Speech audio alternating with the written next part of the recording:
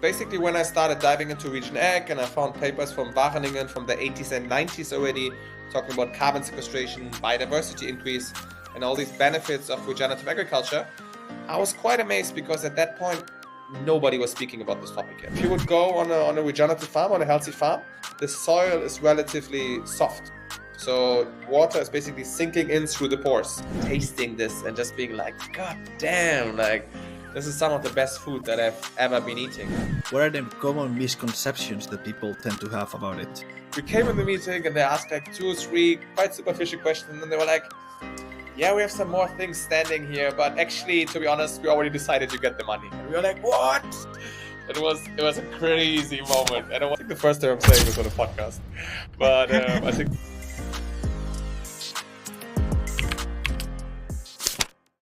Hey Philippe, lots of people see you as the key person pushing for more regenerative farming practices.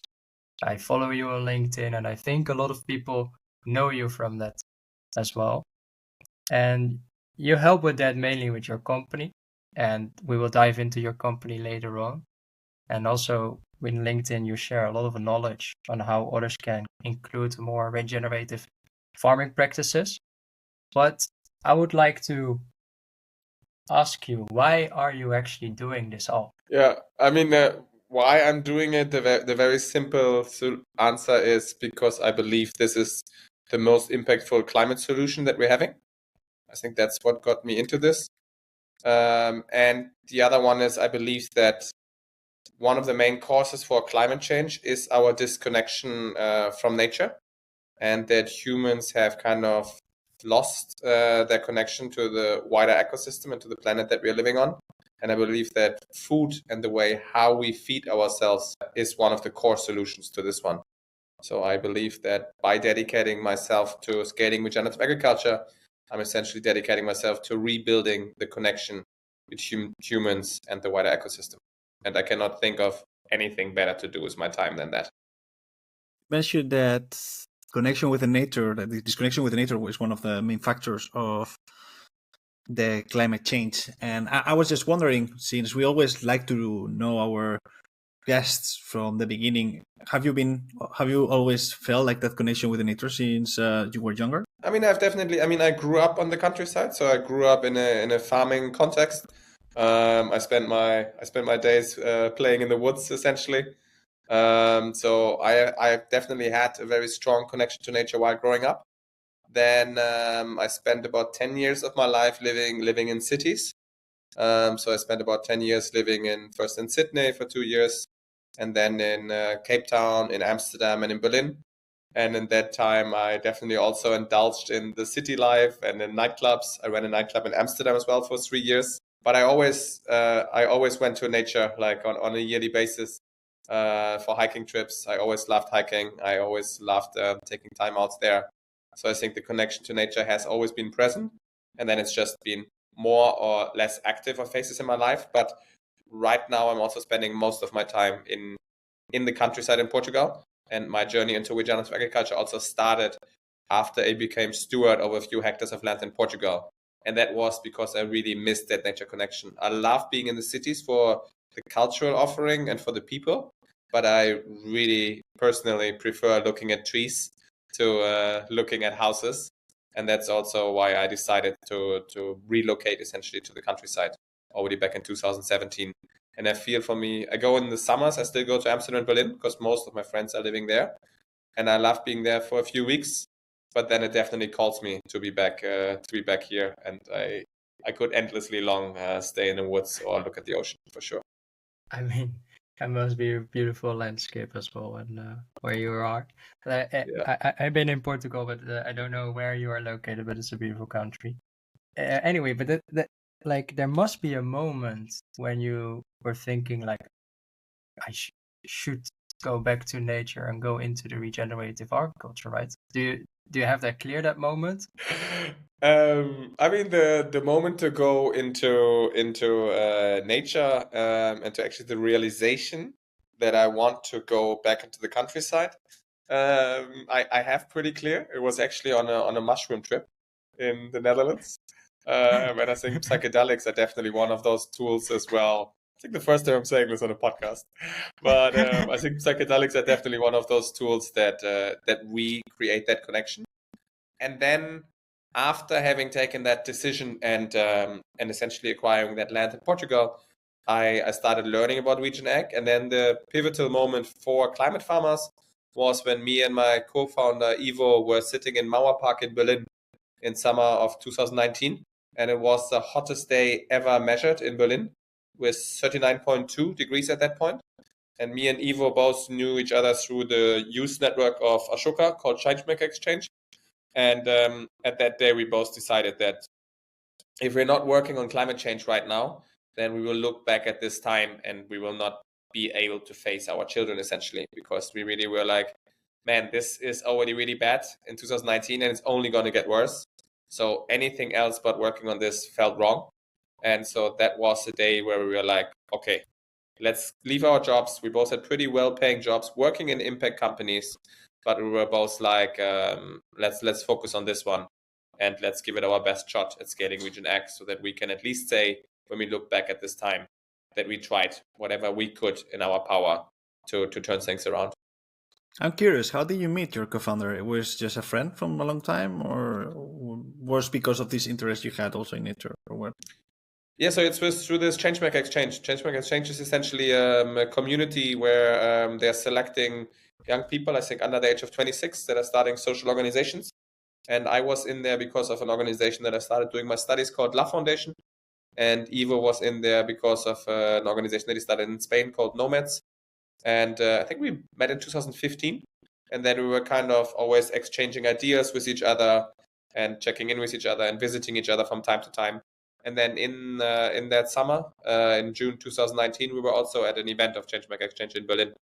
And it's nice because through the community, we also met a person from CXC in the Philippines who made our logo afterwards. And there's a lot of other people from the Changemaker Exchange community, which are essentially still friends and still around us. So it's something I would definitely recommend to check out. And one interesting thing that I found out is also when I looked at your profile is that you're a world record holder for simultaneously fire breathing. How did Yes. can you elaborate on that one? I mean, that's just one of those random things that you do in your early 20s when you're studying. We were in Maastricht, and basically we just found out that the world record for simultaneous fire breathing at that point was like 230 people or something like this. And we were like, that's not that many. Like, that should be possible to beat. And then we realized that I think it was, don't quote me on it, but I think it was 10,000 euros or so that you had to pay to get someone from Guinness World Record to come. And so we basically were just like, hey, let's see how many people we got together that are willing to basically cover the costs for that. And I think we got 360 something people. And then we got fire breathing is very easy, essentially, at least the basic one. And so we got someone to teach it to us, like in a half-an-hour workshop. And then we had someone from Guinness there. And then we had 360 people on a relatively random field in the center of Maastricht fire breathing together. And last time I checked was a few years ago, and the record was still alive. So amazingly, it was twice someone attempted to break it in China. And I think both times it didn't manage. So we actually had it for a while. I don't know if we still have it today, but we definitely still had it in 2021 or 2022. Maybe somebody now in the audience thinks like, I'm going to break Exactly. the world record. Exactly. And if you do, let us know. No, let Philippe know. So he can break it again. And it was Exactly. like then already the first time that you brought people together, right? I mean, you're doing it now as well with climate farmers in that sense. You also bring a lot of people together and creating actually a society for change. But before we dive into now what you're creating and what you are now known for, I want to ask you, I don't think that everyone was. The problem I think with regenerative farming is that it is not clear for what it is. And also for myself, like I follow quite a lot of people that working in it or like around it, and they use regenerative farming for all kind of different practices, and I'm like, yeah, well, what does it mean? So I will give this spot to you. Like, can you explain our audience what regenerative farming is? I mean, in very simple, I would say it's farming that's in line with nature and according to nature's principles. And in one sentence, I would say it's farming that increases the life-holding capacity of a place. So I think nature is all about making life thrive.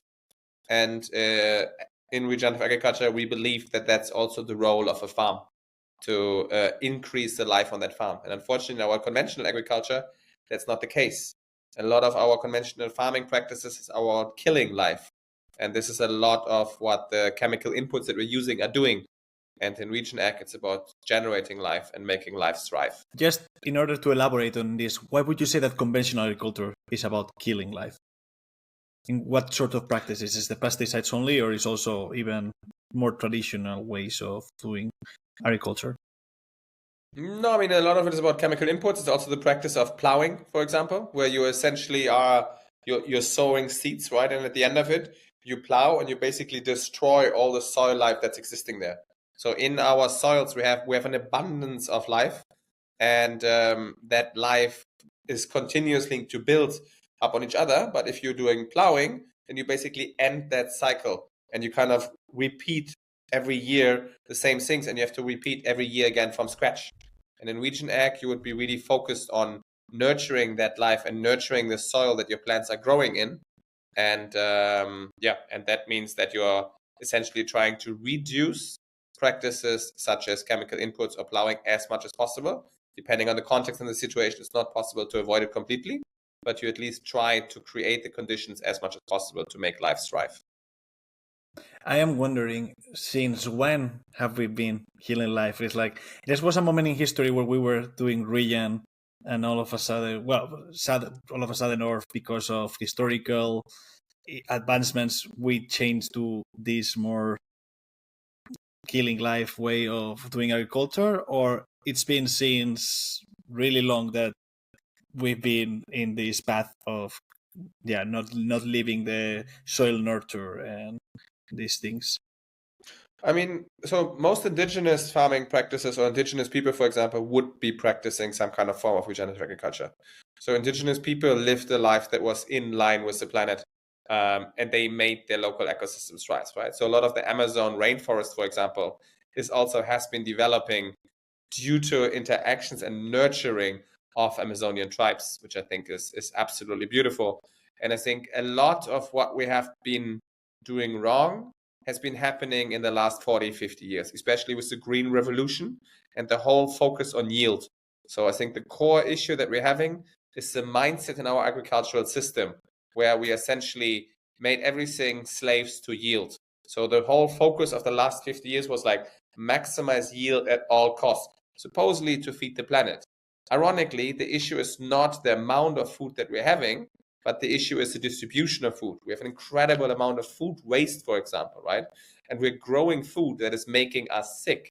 So in the whole focus of just aiming for yield, we completely dismiss the fact that due to that, we have created a bunch of negative effects on the environment with, for example, the greenhouse gas emissions. And we have also taken nutrition out of the food that we're eating. So a lot of the food that you're buying nowadays is maybe feeding you, but it's not nourishing you, because there's no more nutrients left in our food, because nutrients come from healthy soils, and healthy soils are not what we're having on most of our farms. Maybe we have to dive into what are healthy soils. Where does it consist of? I know, like there's like a diverse, like it's diverse microbes for sure. That's one, but you know it more. So I mean, essentially, the way how you can imagine it, that's in healthy soils, what you've been happening is something like a Turkish bazaar that's going on, where all the different plants that you're having are trading nutrients with each other. And this is, for example, one of those things that where regenerative agriculture got a lot of attention for is sequestration of carbon. Every plant that you see in the world, even the plant that's behind you on the desk, Andres, is taking carbon out of the atmosphere through its leaves, storing it in the plant itself, and through the roots, it brings it in the soil. And there it's a trading good. And the plant would be trading that with other microorganisms. For example, mushrooms are a bit like the Dutchman of the soil. So they are trading it, for example, against nutrients such as potassium or so. And that is the best way that we're having of getting carbon out of the atmosphere. But if you have a monoculture field where you just have wheat then there's not a lot of trading going on, because if everybody's having the same state to trade, there's not much trading that you can do. So one of those region ag principles essentially is to aim for diversity. And if you go in a healthy natural ecosystem or in a forest, you would see a diversity of plants and a diversity of trees. And that is what you need for life to thrive. Yeah, you know that I also know that a lot of fruits and vegetables here in the Netherlands are also coming from greenhouses. Yes. Like Regen has, I don't know if there's a future for greenhouses in that part. If you look at this, this way, how do you look then at the future of greenhouses? Is it like a concept that will help us in the future generations, or is it actually making it worse? I mean, again, it depends on the context, and it depends on the way how they are used. I think a greenhouse can have a role to play in being able to grow more food if it's integrated into the wider ecosystem. For example, if you have a greenhouse and you have soil below and you have other plants around the greenhouse, that could totally make sense. So I think greenhouses in itself, in the technology, in quotation mark, make sense. In the way how they're being used in the Netherlands, of having massive monoculture fields of greenhouses, that I think does not have a future. And for example, what definitely does not have a future in my vision of a farming system is basically mass animal feeding lots, right? Like they have nothing regenerative about them, and they should be abolished yesterday. Yeah, I think I can agree for sure with that.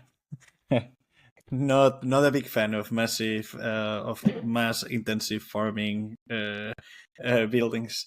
But I have a question that, how do you see the impact on regenerative farming in the future? Like, how does it look a supermarket in a world where there's the regenerative agriculture is a most used practice, for example? What do you mean with supermarkets? What I mean is that we are now used to yield. We are now used to have all the fruit or vegetables that we want in the supermarket, so easy to go, just grab them and buy them. As I see it, since regenerative agriculture is not focused on yield, but it's focused on more nature, and that means also seasonality. I am just wondering, like, how does it look then, your grocery list, when or our diets, when we are more used to the regenerative agriculture, and if it has an impact in that sense, or if it will be just the same as we encounter nowadays? I think it's two different things. So the one thing that you're looking at is, how do you produce the food that you're eating, right? Which in my opinion, ideally should be done in a regenerative way, on in regenerative farms globally. And the other thing is the question of, in how far do you need to eat mangoes or bananas in winter, right? And eating seasonal. And ideally, people should be eating seasonal, but I think it's also not realistic, like, because people want to eat things all year round. But you could have food, you can have your bananas and your mangoes coming from a regenerative farming system in South America, and then it's being shipped by plane to Europe, which is not good, but at least the way how it's grown is better. So I think it's two different things which we're tackling here, right? The one thing is, how are we growing our food? And the other thing is, how is our relationship with food? And I would love for people to start valuing food more, and to, for example, go to farms and actually see, where's my food coming from, and eating locally. But I'm also aware of the fact that for a lot of people, they don't want and cannot maybe invest the time and the money that is necessary for that, right? I think in our system, especially in Northern Europe, especially in the Netherlands, food has lost a lot of its value. I know, for example, in Germany, people are spending around 10 to 15% of their income on food. This used to be 50 to 60% in the past.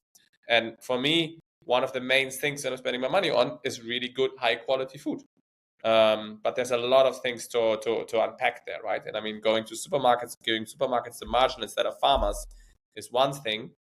How we're growing the food is another thing. Yes, for the sake of clearance, I would like to say that, in my opinion, the regenerative agriculture could have an impact on people eating more seasonal and appreciating more the food, that the food is produced in a way that is quality and nutritious, better than having all the options.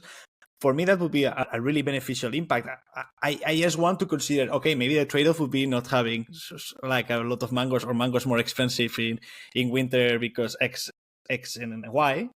But I would like to say that probably adapting this kind of system long term might have a beneficial impact when it comes to our diets and our health and our lifestyle. Yeah, I mean, it's not the angle where I'm working at, right? So consumers is not where Yeah. I'm targeting. I'm working with farmers, and I'm supporting farmers in the transition to regenerative agriculture, and I'm trying to create an ecosystem around farmers where they get paid fairly for ecosystem services that they're providing, and where they're able to practice regenerative agriculture. What consumers are doing and how they're behaving is another angle, and it's another part of the supply chain that I'm not targeting. Yeah, and I want to go actually back to understand more regenerative farming, because like there are different practices and in place. That's first. And I was wondering, how do I, if I know that, or if I can see on a label or whatever that the product is regenerative farmed, to what kind of things do I have to look at further? So in what kind of practices, like how can I define it that it is produced in a regenerative way? I mean, right now we don't have that, especially in the European context, existing, right?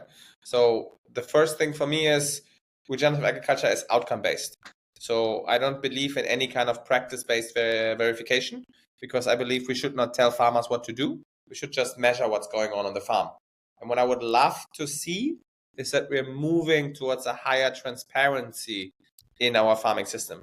So, for example, with one of our partners, crowd farming, we're currently helping some of their farmers to transition to regenerative agriculture, and we have measured essentially the state of those farms in October last year, and we're going to be doing another measurement in October this year, and then crowd farming will transparently show what we have measured on those 2 times on the profiles of the farmers on their website, so that customers can directly see what has been happening on the farm and what the effects of regeneration on those farms in transition to regenerative agriculture will be. I would love to have products in generally that you can see from which farmer the produce is coming and what the regenerating effects on that farm are. That would be my ideal case. And to what kind of like data are you looking? So in total, like there's a variety of indicators that we're looking at. The one is for soil health. Another one is for biodiversity, for example. Another one is for soil water storage capacity. Another one is also for well-being of farmers and farm workers. And another one is also on economical regeneration of the farms. There you point out one interesting thing is that the impact regenerative farming has on water uptake and water capacity. And that's maybe one that people are not always knowing. So can you maybe explain us how this works? Like, how does regenerative farming help us in water uptake and eventually can help us preventing floods? Yeah, so essentially what is happening is that healthy soils act like a sponge. So they are essentially able to soak up water when it rains, and then they can release that water in times of drought. And what we have been happening is that due to our farming practices and the fact that we have basically been slowly killing our soils, most of our soils are not able to soak up that water anymore. And what that means is that we have more extreme flooding events and more extreme drought events. Because even if it rains, the soils are not alive enough and don't have enough life teeming in them to soak up that water. And then we have erosion, and then we have flooding damages. For example, in Germany, we had 2 billion euros in flooding damages just in June this year, and we had 33 billion euros in flooding damages 2 years ago in my hometown Geilenkirchen, for example, and also in the Netherlands back then. And those flooding damages could be, that money that has been lost there could be directed towards supporting farmers in the transition to regenerative agriculture in order to then reduce those damages and support them in the transition to regenerative agriculture. How specifically, does a healthy, alive earth health in that sense? Like, can you go more deeper into that? So one thing is, for example, compaction of soil. I don't know how much you have seen this, But if you would go on a regenerative farm, on a healthy farm, the soil is relatively soft. So water is basically sinking in through the pores. If you go on a conventional farm and you try to dug a hole, it's almost like concrete. So there's no way that the water can infiltrate the soil because the soil is so compacted. So compaction is one of those issues that we're having, for example, due to conventional farming practices, which you would not be having in regenerative agriculture. And I think this is a very easy one for people. If you're walking somewhere in the Netherlands on a field or so, just go on the field and try to dig with your hands in the soil. If it's healthy soil, you will be able to dig a hole. If it's degenerated soil, you will not be able to dig even 10 centimeters deep. One of the things that you mentioned also before that I think is really important is that an unhealthy soil leads to less nutrients. No, there is this phenomenon that is called the hidden hunger. That is, we're eating, but we're not getting the nutrients. I would like to, maybe for people that does not know regenerative agriculture so well, it would be interesting. Can you explain how it's related an unhealthy soil does not deliver the nutrients? How these nutrients are lost and how can be regained with the regenerative agriculture? Yeah, so that's essentially back to the life in the soil and the fact of the trading organism, basically, right? So in healthy soils, you have a lot of nutrients which are circulating around, and the plant is then able to absorb these nutrients, and this leads to a healthy plant, and this leads then also to this plant, for example, being more resilient to climate change effects and being more resilient to insects, for example, and to any kind of pest problems. And in conventional agriculture, you don't have these nutrients present in the soil, and then you're adding them from the outside. And that's a little bit like what's a good comparison? You could say, for example, like a muscle builder, like if you're going in the gym and you're trying to build up muscles, and then you're using all kind of products in order to build up muscles faster. I don't know if you have seen this, but due to these products, you build up the muscles, but as soon as you stop, they all turn into fat, essentially, right? And this is a little bit how you can imagine what we're doing with our cells. We pump them up and the plant is standing, but it's not really naturally grown. It's basically artificially created. And so it's not, I think the muscle image is the best one that I can think of right now. I think it's a good example, to be honest. Yeah. In this, since we're talking about probably people that maybe is not so familiar with regenerative agriculture from your experience, what are the common misconceptions that people tend to have about it? I think my favorite one is that we're constantly here like, yeah, but how do you feed the world? Like, so what a lot of people from conventional farming always think is that you farm less and you harvest less with regenerative agriculture, but that's not the case. Essentially, you have a transition period, and in that transition period, it might be that you will be harvesting less. It doesn't have to be, and especially if you look at it over a several-year period. And what's going on right now is that due to the fact how deteriorated our fields are, we have a lot of crop loss that is happening because the plants are so weak. So a lot of farmers are losing 20, 30, 40, 50, 60% of their harvest or every 2 or 3 years.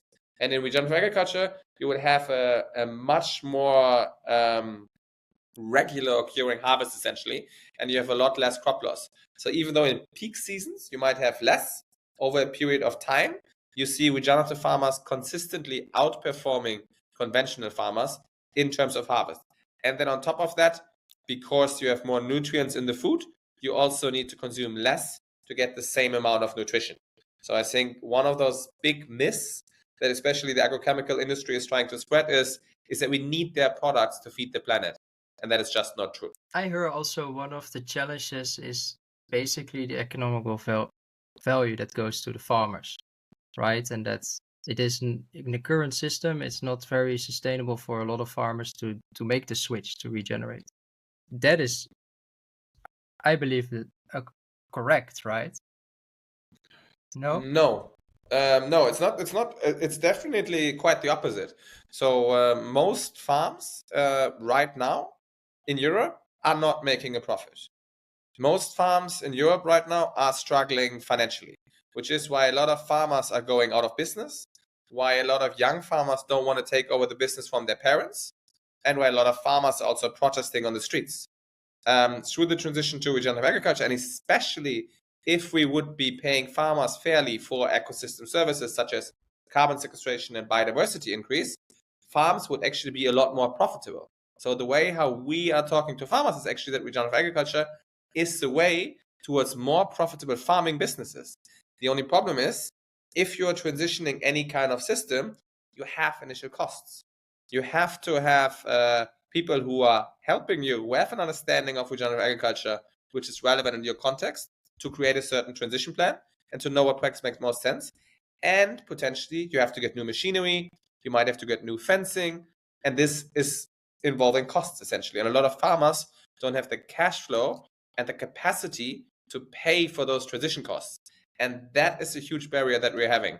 After a period of time, farms that are regenerative are actually more profitable than conventional farms. There is studies, don't take it from me, but there are studies from Boston Consulting, for example, out there. They just published a report this year. They have basically analyzed this on several farms across the world, and they have seen that as consistently is the case. The problem is, how do we cover those transition costs of farmers? And that is the issue that we're having, because most of the time farmers are left alone with the risk and the costs, and they cannot take that. And that is what's preventing them from transitioning. Yeah. Do you have any ideas already what kind of practices, or I have to say it differently. Are people already working on our kind of solutions towards this? I mean, this is exactly what we're working on with climate farmers, Okay. right? So we have basically what we call a success and regeneration program, where we are partnering with organizations that have an interest in supporting farmers that they have a relationship with in transitioning to regenerative agriculture. Crowd farming is one of those examples. Another example is, for example, a Portuguese bank, which is called Crédit Agrícola.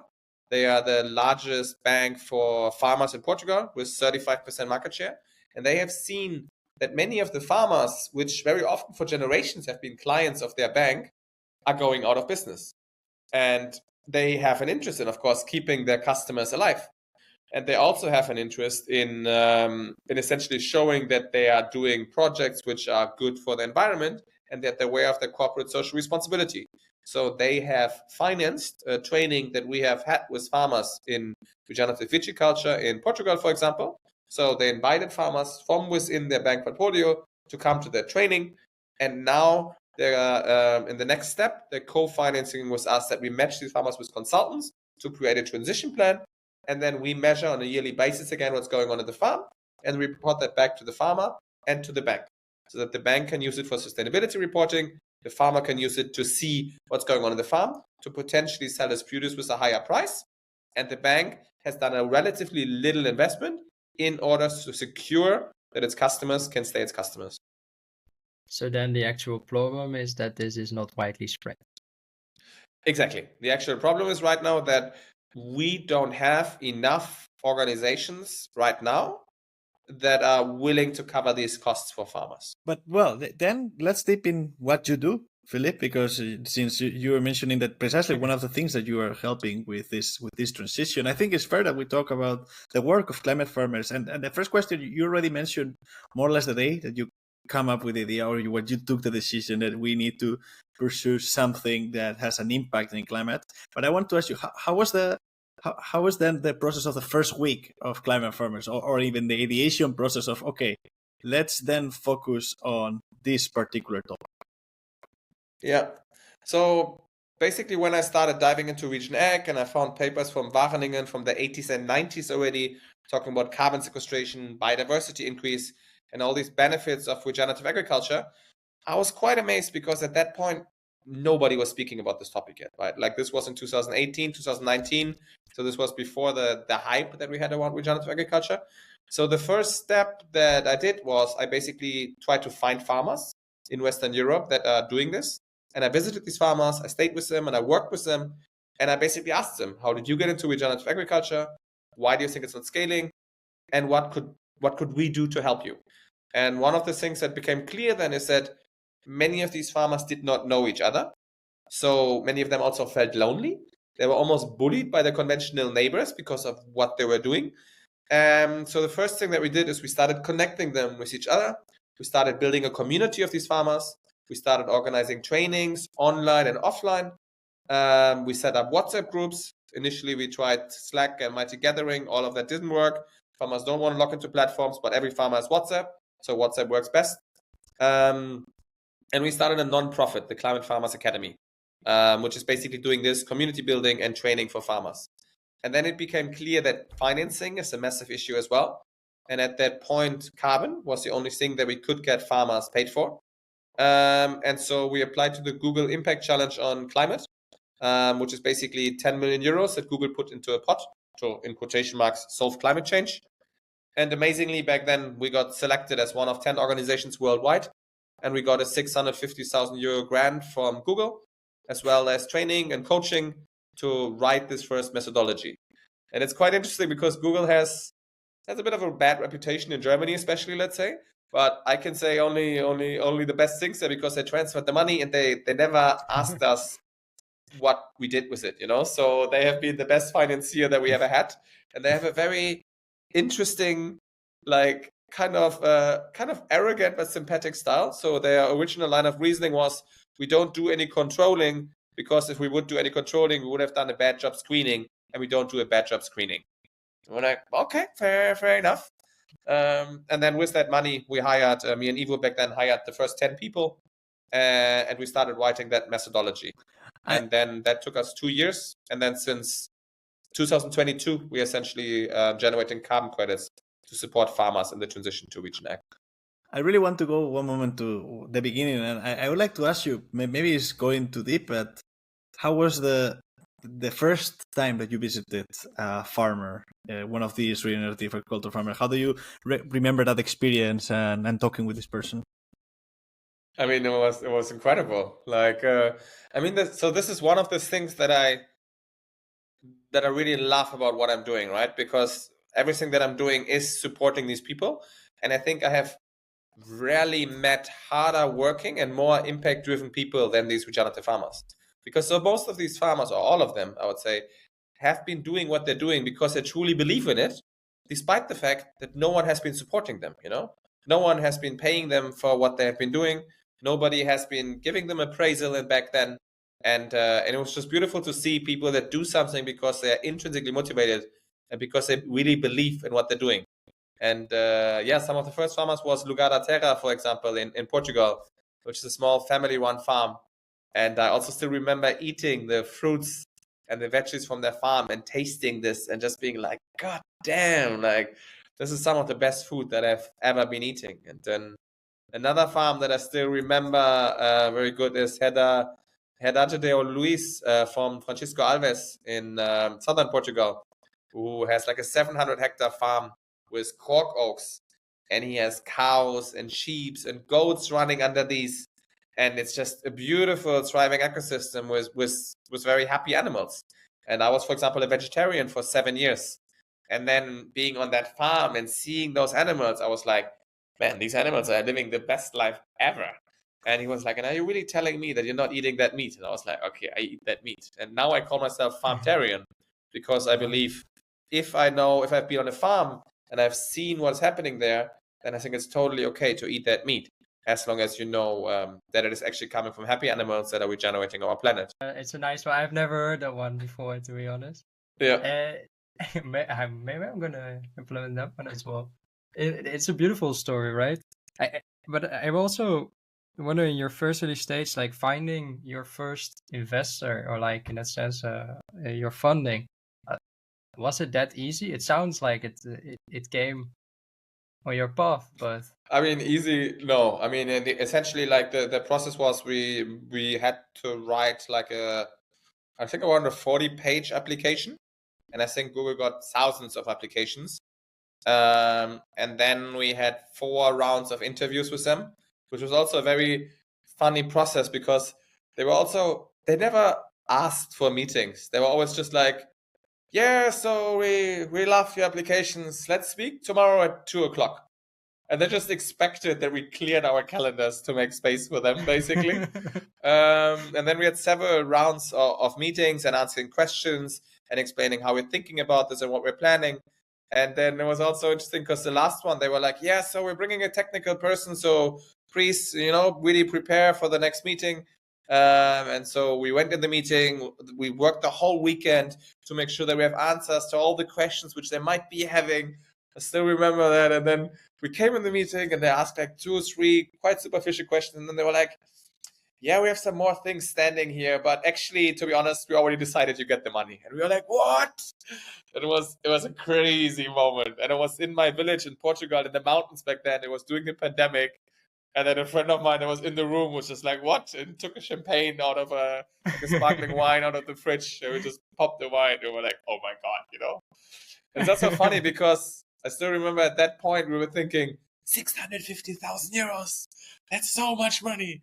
And 1 year later, we spent it all because employees are very pricey, So it's a very interesting realization how when you're building up a startup, you also totally change your relationship with money because you're realizing basically over the course of time that what you think is a lot of money in the beginning is not so much money afterwards. Yeah, I can imagine. But a beautiful, beautiful memory there, though.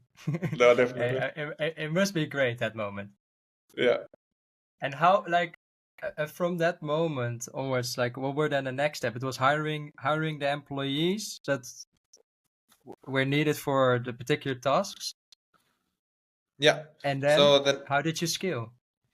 So that was essentially then hiring the first 10 employees. And I mean, I have to say here, so one thing that was really nice is that during my 20s, I built up an organization called La Foundation, where we essentially organized a variety of cultural projects across the world in order to fundraise money for water development projects. So we built wells and compost toilets in South Africa and in India.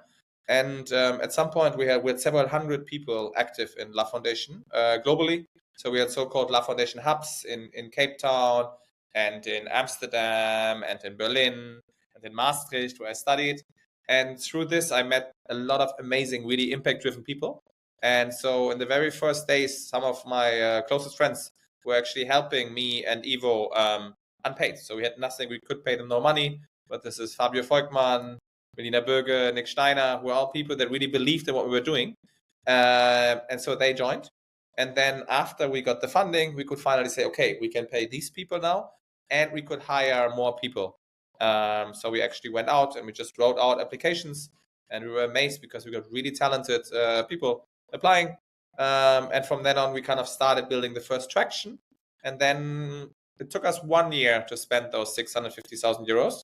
But we realized we need more money to write the methodology because everything takes longer. And then in the startup game, classically, you raise from VC funds. But very often, if you do that, you also have the issue that you give away autonomy over your company. And we really wanted to make sure that we are always aligned with the mission and that Climate Farmers and what we're doing with Climate Farmers is always supporting the transition of regenerative agriculture and supporting farmers in what they were doing.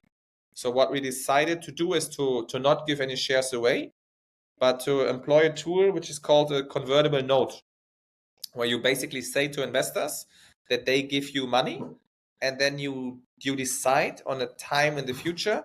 Usually this is something between 2 to 3 years. And at that point, the note converts into equity or you have to pay the money back. And so we raised then essentially, we wanted to raise 2 million euros at that point. And then we realized we actually were invited by Wageningen University to participate in an EU Horizon call. And we got that grant while we were in the fundraising period. And we got a 750,000 euro grant. So suddenly we were like, oh, that means we need to raise less money. So we only needed to raise 1 million.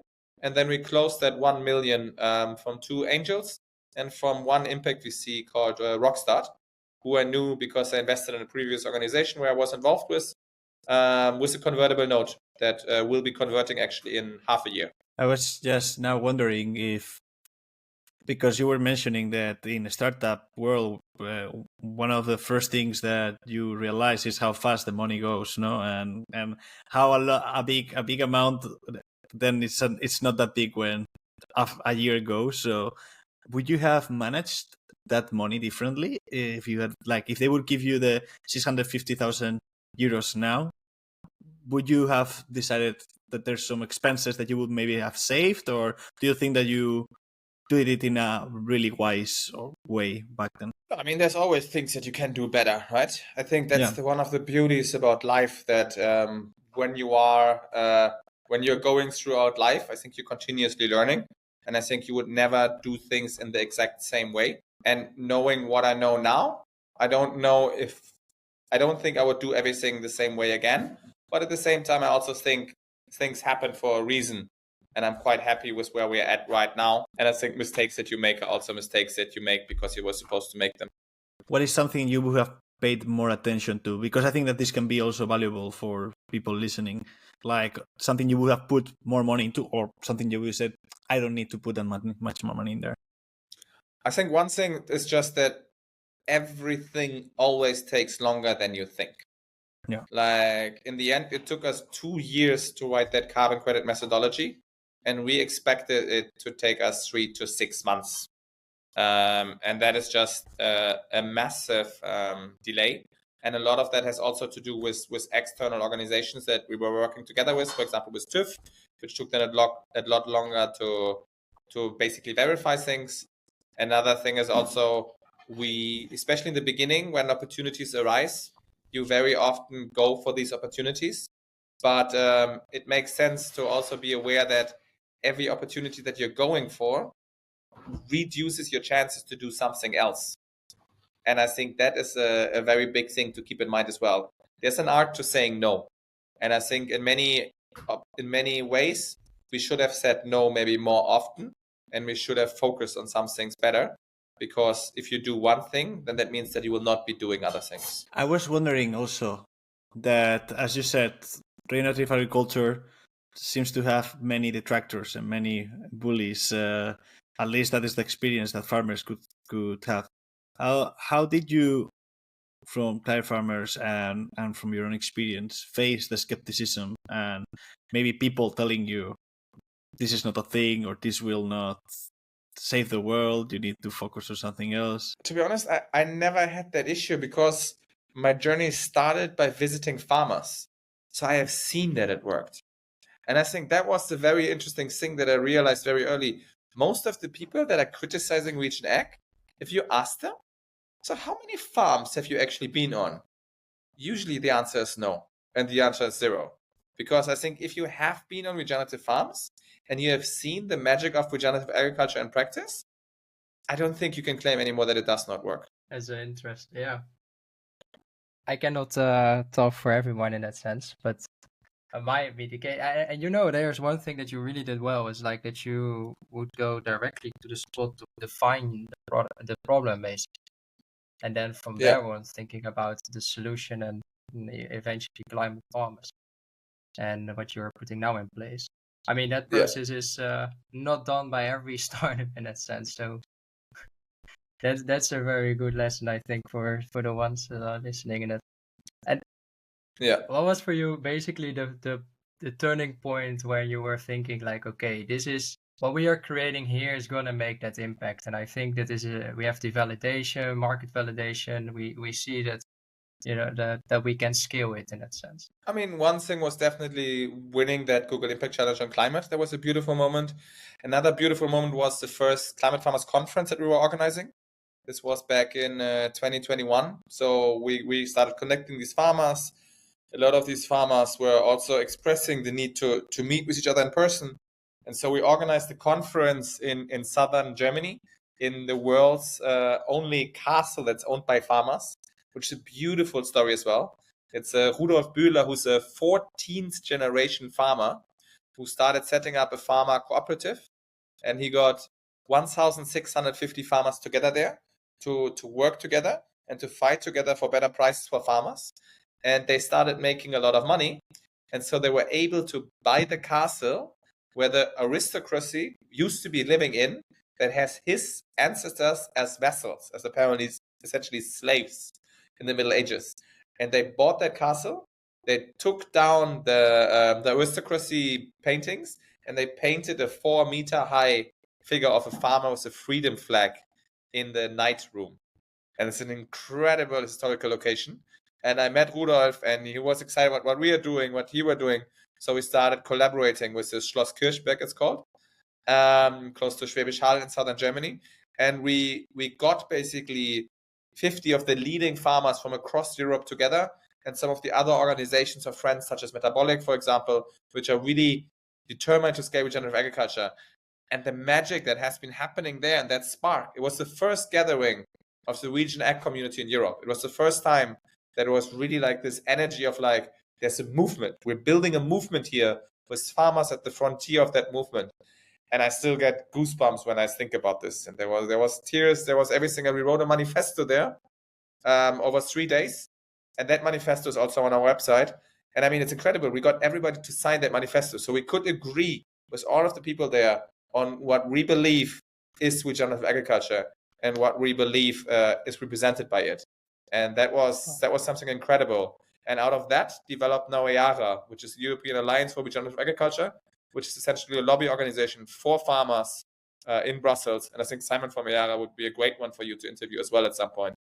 And that is really something that I'm very proud of, and that I'm still getting goosebumps of when I'm thinking about this, because farmers came to me afterwards and they were like, thank you. Like, I needed this, and this is what I needed to keep on going. And I mean, that's essentially why we're doing it, to support farmers.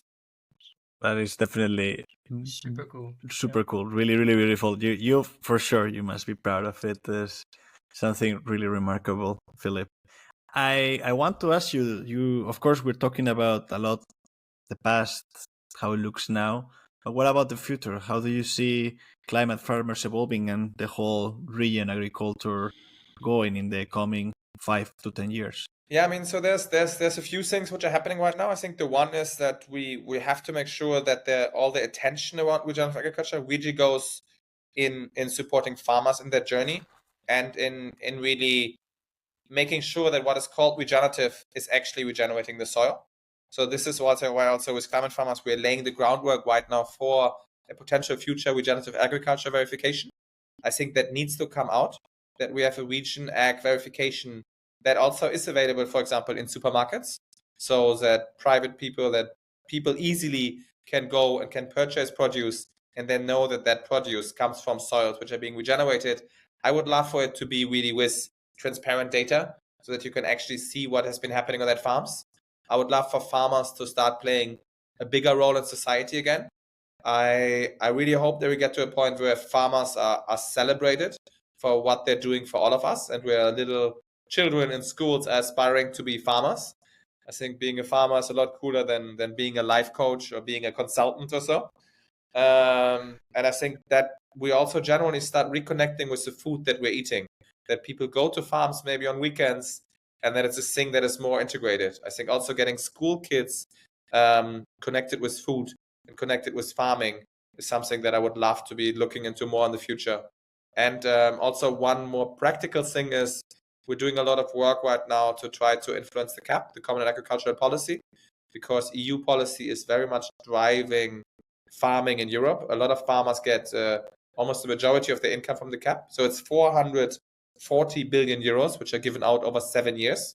And right now, this CAP is largely formed and created through the agrochemical companies. So the money is given out, again, on this whole idea of focusing on yield, and it's driving farmers towards that yield focus. And we really hope that we're able to get outcome-based service payment into the next CAP that will be published in 2027. So that's one of the core things that we're working on right now with partners such as the Club of Rome to make that happen. We're excited to announce that we are official media partners with Future of Protein Production event in Amsterdam between October 23rd and 24th. Don't miss out. Use the special discount code that we leave in our description to join us in this groundbreaking event. There are good steps, and I like. There's also one thing which you highlighted. This is basically I believe we also need more transparency and and all these things around regenerative ag, because it's getting in the direction that it's also used in the greenwashing practices. Yeah. And only with, I believe, if the data is also valid and it is in a transparent way shown, this can only help in that sense, because otherwise it's just another greenwashing claim Exactly. on certain product. Exactly. And there's this, well, we almost come to an ending, and there's this chance of the guest to ask us a question, because we fired you with questions. Yeah. So I guess the good question to ask is, where do you get your food right now? And how much attention are you paying to how your food is grown that you are eating? I am doing more and more. We have here called a shop Het Lokaal, where me and my girlfriend are getting mainly the meat and the eggs and stuff from that place. Then the vegetables, I still get it from the supermarket, the general one. And yeah, I had a lot of conversations also with colleagues that I should switch in that sense to already bio. Not doing it yet, because in the end it's also the price that you have to pay, and you do the evaluation, and we already do the switch on what we think the meat and the big parts of your diet, and it could be better. So no, yeah, I get my groceries mainly from. What a way of entering. I get my groceries mostly from the from the supermarket, but it's indeed something that, of course, since you have it so integrated in your habits, sometimes you don't stop and thinking it, and in the end, I don't want to put an excuse, but busy lives and certain habits make you think that you have to automatize some things, but it's true that it's convenient to think about it and to make sure that you do something that can be good for you and also good for the planet. I think that this is a very good question that you ask us, because we are working in the food scene, and we have a lot of people also around us in the food scene, and my first step into this field was actually on health focus. So I value a lot the products that I take in on if they are nutritious, etc., etc. And then on a certain step, I think it's not even that long ago, like maybe half a year, I found out on regenerative ag, and that is now the next step, and I'm diving into that part. And it's in phases, I believe, and there are still a lot of improvements. But also the availability, I can only go to the local shop to actually get the vegetables from local farmers here around. But the supermarkets, the environment is also not really created for that sense. Exactly. Well, and Alright. Philippe, if there's something we didn't highlight during our conversation, but you would like to still give away. I mean, I think it's essentially that, right? Like, I think everybody has a role to play here, right? I think no matter who you are and no matter what your job is and where you're living, I think the one thing that everybody can do is to pay attention to where you get your food, how your food is grown, and also just to give appreciation to farmers for growing our food. And I think that is the one thing that everybody can do and that I can really recommend, because as you said correctly, like, apart from planetary health, it's also our own health. I believe that a lot of the diseases that we're having, especially cancer, Alzheimer, etc., are long-term consequences of people not paying attention to the food that you're eating. So I think by doing the right thing and buying your food directly from farmers, where you know where the source is coming from, you're doing something good for the planet and for yourself. And I think that's the amazing win-win situation that we have with regenerative agriculture. And that is why I think everybody should try to make that step and to move away from buying processed food or buying apples from Argentina in the Albert Heijn, because in the end, that's not good for you. That's not for the planet. That's only good for Albert Heijn. But okay. So there's one thing. I walked, I think, last week in Albert Heijn, and just to make videos on where the fruits and only the fruits come from, and I was shocked that I think that's 80% comes from outside the Netherlands. It's all import. Exactly. And not very closely. You have avocados, three different ones, varieties, and they all come from three different places. I'm like, why? But yeah, why is the only one answer is actually money. Exactly.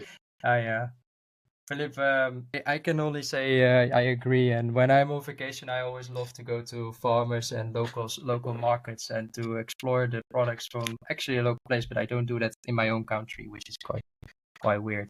And I really like this conversation. I enjoyed your work. I'm following it a lot. I saw you on FNA Next, and that was also very nice to hear in that moderation session. Yeah, Philippe, whenever there is something we can do, we can help, we would like to do.